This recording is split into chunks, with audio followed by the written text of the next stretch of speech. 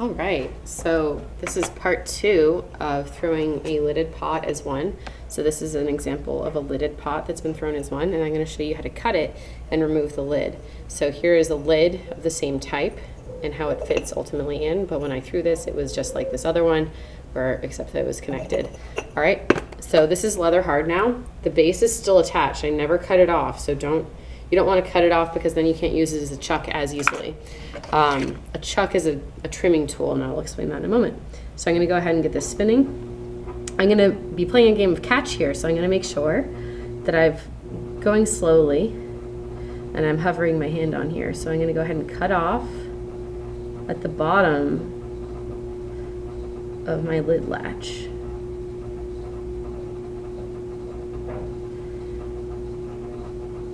All right, let's see if that didn't go through. All right, so I've got my lid latch there and I've got a little extra stuff in here. So the first thing I'm going to do is I'm going to flip this lid upside down and try to get it level inside of here. And that's good enough. Any little chunks that might be in my way, I want to go ahead and remove so they don't trip me up. Okay, then I'm going to take a damp but not wet sponge, and I'm just going to run it over this, because this is going to be the bottom of my lid. This is going to be my lid latch.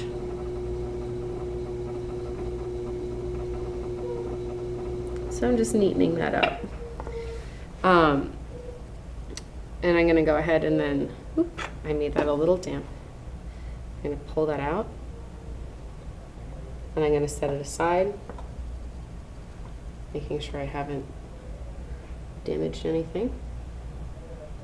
All right, and then for this inside part, I'm going to trim out a little bit so that everything wants to fit together really nicely. So I'm going to get a trimming tool and just take out a little bit. I still want to leave enough that, you know, my lid has something to sit on, but I want the opening to be slightly larger than it was so that it can fit down into it. Okay, so I've trimmed off just a little bit there. And then once again, I can come in with my sponge and just make that edge look really nice. Clean up anything on the inside that I want while I'm still attached here. And that's pretty much it, except that I'm going to run the wire under here and trim it like normal. This is a little wet to actually put on and leave it, but I can put it on and just kind of show you. Oop, it's a little off. Okay, and that's how it's going to go ahead and fit. So that's how you finish one of these. But I think I'm going to fuss at it a little bit more, but that's the basic concept.